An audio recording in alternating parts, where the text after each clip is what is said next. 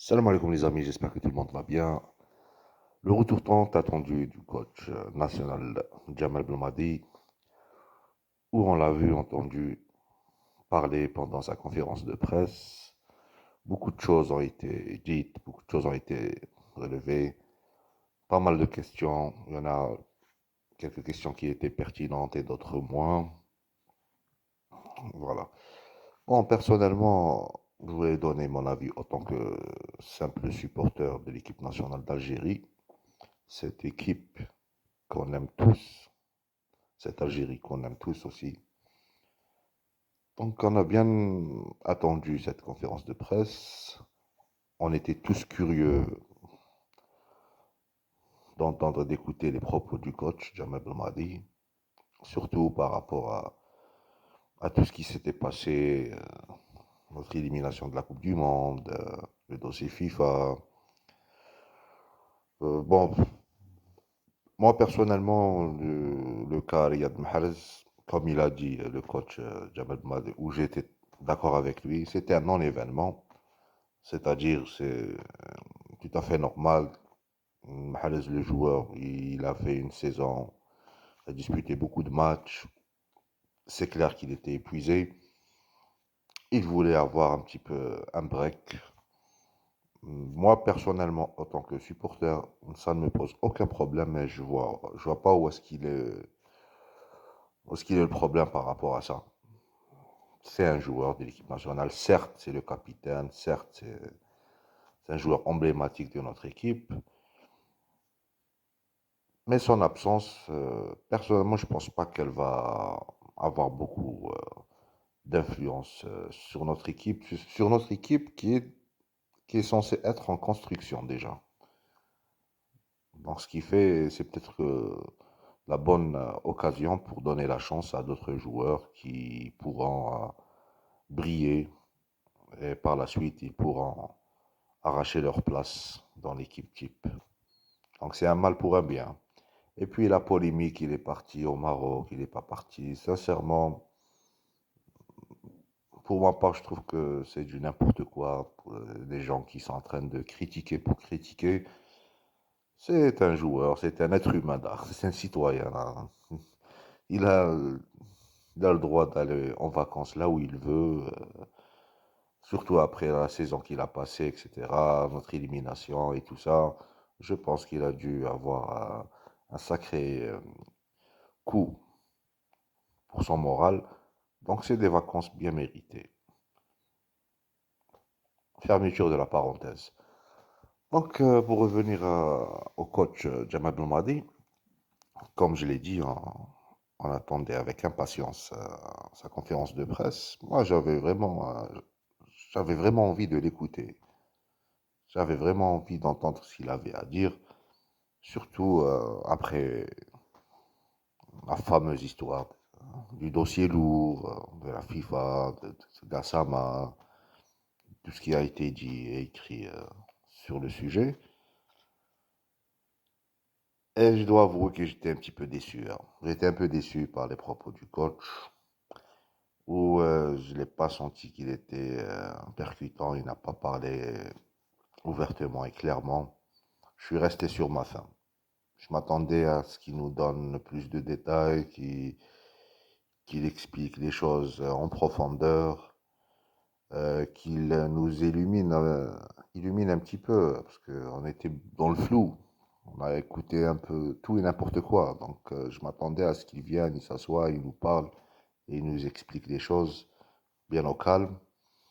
Donc, j'étais un peu déçu par rapport à ce point, qui me semble d'ailleurs, c'est un point très important, hein.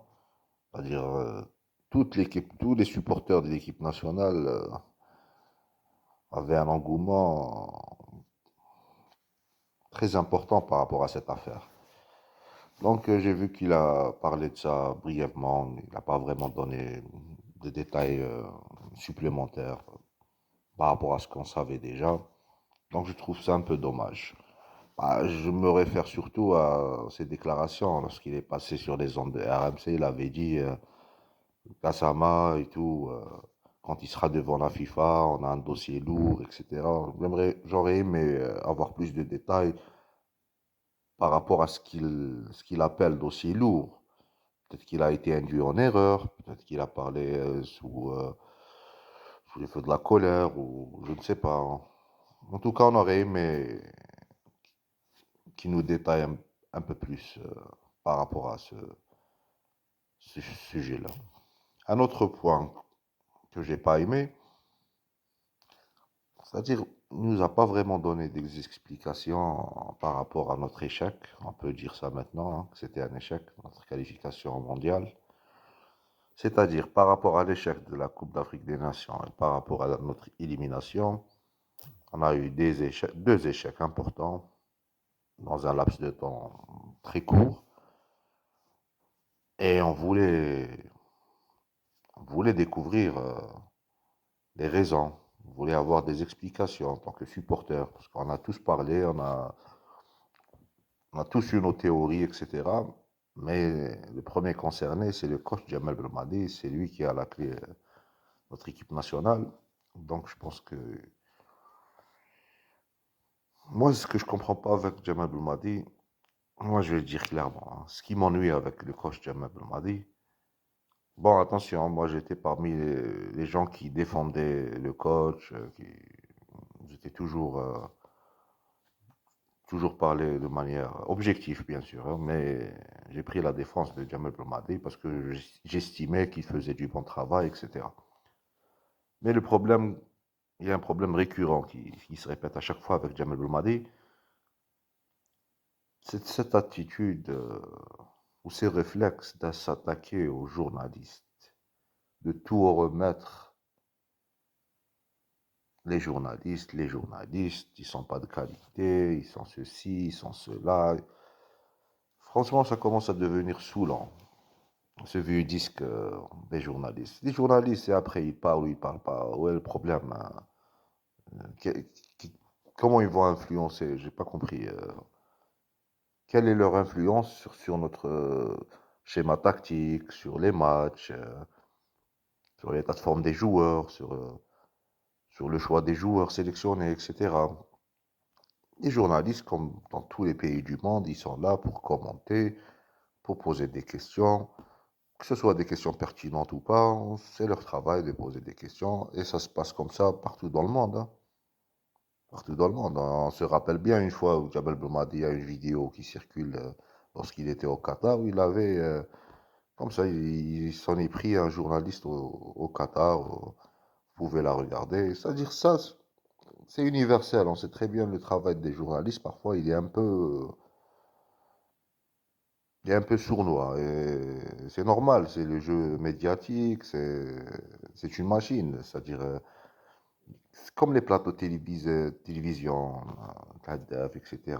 Et à chaque fois, il nous remet une couche pour les attaquer, les critiquer. Ça fait partie du jeu. Les journalistes sont là. Il y en a qui vont, c'est-à-dire, t'idolâtrer, entre guillemets. Il y en aura d'autres qui vont essayer de te casser, hein. Ça fait partie du challenge. Il doit faire avec. Mais moi, ce que je comprends pas, pourquoi il gaspille tant d'énergie sur ce sujet, un sujet qui est inutile. Je vois pas son intérêt et on va pas refaire le monde. On connaît les journalistes comment ils sont.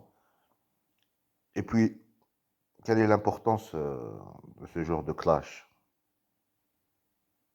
À un moment donné, nous, les supporters, on aurait aimé entendre Jamal Belmadi développer sa réflexion par rapport à notre échec, sur ce qui n'a pas marché, sur certains choix, à des joueurs qu'il a choisis, joueurs qu'il n'a pas utilisés. Pourquoi avoir retardé à faire jouer Touba? Pourquoi tu as Touba en forme et tu t'aventures à essayer un Attal à gauche, alors que Attal c'était un arrière droit? Pourquoi nos joueurs ont perdu leur concentration à la fin du match? C'est par rapport à ça qu'il était censé nous apporter de nouveaux éléments. On n'a pas besoin qu'il nous parle des journalistes ou qu'il les clash. Franchement, on n'a pas besoin de ça. Ça ne sert absolument à rien. C'est un vieux disque.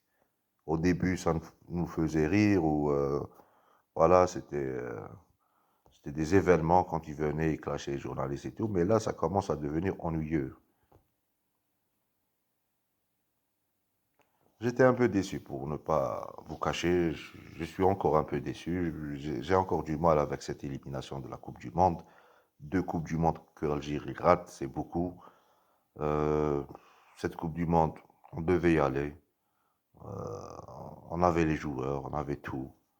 On était sur une très bonne marge de progression. Donc cet échec nous a fait beaucoup de mal. Et en lisant entre les lignes, ça reste mon impression, sincèrement les amis, hein, ça reste mon impression. Bon, je suis un peu dégoûté, parce que comme vous tous, on aime tous notre équipe nationale, et il faut pas se mentir, hein, notre équipe nationale va mal. Cet échec, il ne passe pas du tout, même si ça fait des semaines, un mois, etc. Ça passe pas. On est très très affecté par cet échec, surtout quand on voit pratiquement tous les pays du Maghreb sont qualifiés. La Coupe du Monde se déroule au Qatar, un pays arabe. Donc on aurait vraiment pu faire une bonne apparition au Qatar. Les joueurs, on les avait. On a Mahrez, l'un des meilleurs joueurs au monde. Vraiment, c'est dommage. Même, c'est dommage. Et pour revenir à ce que je disais, ça reste ma lecture des choses. J'ai comme l'impression que l'avenir glorieux de notre équipe nationale est derrière nous, avec Jamal Belmadi. C'est triste à le dire, mais j'espère me tromper.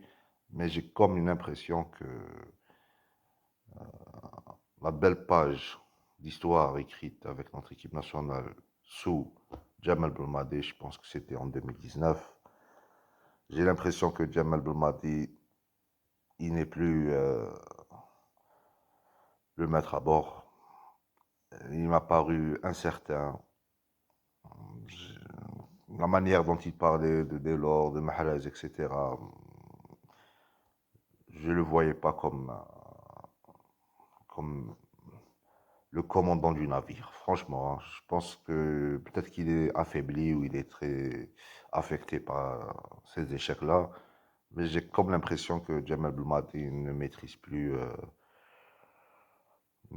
son rôle à la tête de notre équipe nationale. Et puis il y a un autre volet aussi, la sélection des joueurs. On a comme l'impression que depuis la venue du président de la Fédération française, Placard, je pense, les choses ont changé. Il y a on est un peu réfractaire pour faire venir les joueurs binationaux en équipe nationale. Surtout les joueurs binationaux qui ont un niveau élevé. Les joueurs de qualité, je parle. Sans vouloir manquer de respect aux autres joueurs, mais je parle des grands joueurs, les grands noms, des jeunes talents notamment. J'ai comme l'impression que avec Jamel Belmadi, ça passe pas. Donc la gestion des joueurs me paraît, elle n'est plus optimale. Et j'ai l'impression qu'on commence à faire du bricolage. C'est triste à dire, encore une fois, j'espère me tromper, mais c'est ce que j'ai lu entre les lignes. Et maintenant, on se posait même beaucoup de questions, hein. Il y a beaucoup de questions qui peuvent venir comme ça vous interpeller. Mahrez, Belmadi, il va pas encore renouveler son contrat, on ne sait pas pour combien de temps il va rester. Je ne sais pas. Franchement, je suis sceptique. Euh, J'aurais aimé avoir de l'enthousiasme, etc. et tout, mais il faut pas se mentir. J'ai l'impression que notre équipe nationale tourne par rond, et il faut vraiment un énorme changement. Un énorme changement. On a l'impression que cette équipe est arrivée au bout de souffle. Il y avait un cycle, il est terminé. Et quand les choses se terminent, naturellement, il faut passer à autre chose. Voilà, voilà ma pensée par rapport à cette conférence de presse et mon état d'esprit par rapport à notre équipe nationale. Voilà les amis, c'était comme ça d'avoir écouté. Salam alaikum.